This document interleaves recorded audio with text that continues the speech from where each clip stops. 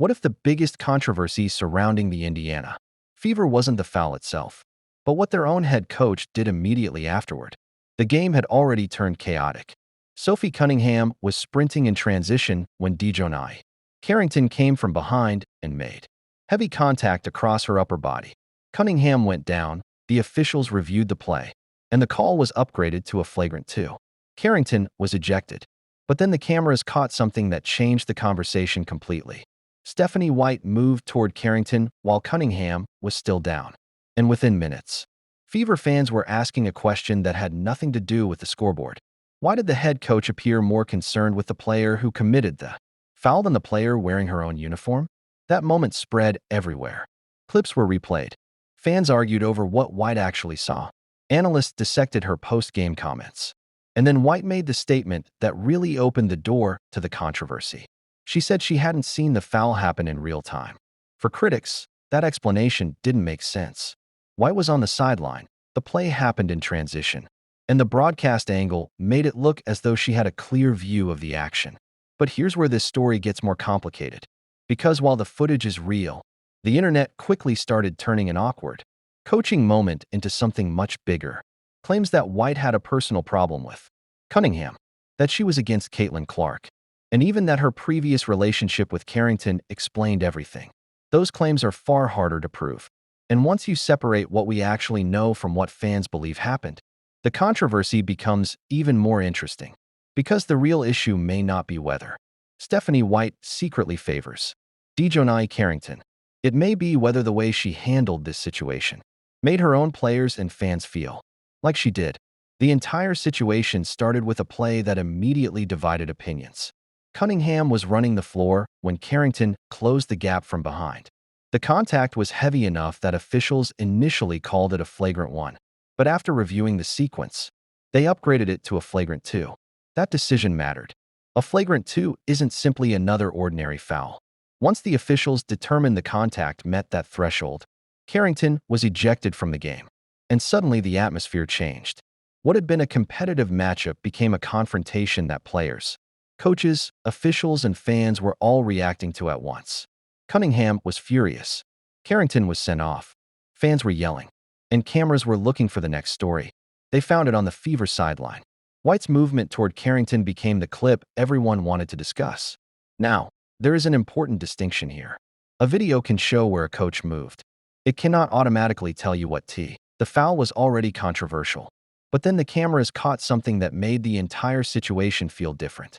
Sophie Cunningham was still down after the collision, and Stephanie White moved toward DiJonai Carrington. To viewers at home, that looked strange. This was Cunningham's coach, Cunningham's teammate on the floor, in a moment when everyone expected the head coach to check on her own player first.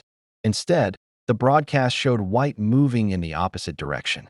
And once that clip started circulating, the conversation stopped being about one basketball play. It became about trust. Because in a moment like that, perception can become almost as powerful as reality. White may have had her own reason for moving toward Carrington. She may have been trying to calm the situation, checking on a player she knew well, or simply reacting to what was happening closest to her. The video doesn't reveal her thoughts, but fans don't watch a coach's intentions. They watch the body language. And what they saw was their coach appearing to comfort the opposing player, while Cunningham was still on the floor. That image was enough to ignite a wave of criticism. Then came White's explanation. She said she didn't see the play in real time. And that's where Stephen A. Smith's criticism hit hardest. His argument was simple. If you're the head coach, standing on the sideline while the game is happening, how do you miss one of the most important plays of the night? From the viewer's perspective, it was difficult to understand. The play happened in transition. The contact was obvious on the broadcast, and the aftermath immediately involved both teams. So when White said she hadn't seen it live, critics weren't satisfied. But there was another detail that made the story even more complicated. White didn't simply condemn Carrington after reviewing the replay. She defended the idea that Carrington was playing hard and competing. She also said she didn't believe Carrington intentionally targeted Cunningham.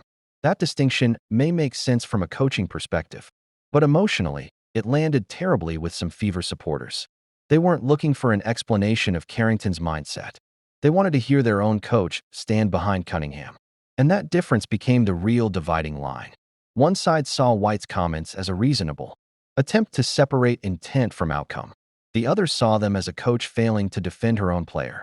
Neither interpretation changes what happened on the court, but it completely changes how people remember what happened afterward. Then the controversy took another turn when Carrington addressed the situation publicly and referenced race. Cunningham responded, and suddenly a hard foul had become part of a much larger argument about race, physicality, and the culture surrounding the WNBA. Social media did what it always does. With a controversy like this, it picked a side, found old clips, brought up Previo, and it certainly doesn't prove that every hard foul involving an Indiana player somehow traces back to White. Those are accusations, not established facts. What the history does show is that White and Carrington had a professional relationship before Indiana. That's relevant context. It's something fans are allowed to notice, but it isn't proof of a hidden agenda. And that distinction matters because the controversy is already intense enough without turning speculation into fact. The strongest criticism of White doesn't need a conspiracy. All you have to do is ask whether she handled the situation well. Because even if White genuinely believed Carrington's foul wasn't intentional, she still had to understand how the moment looked to Cunningham, her teammates, and thousands of fans watching. A coach doesn't just manage plays. A coach manages people. And when emotions explode, sometimes the most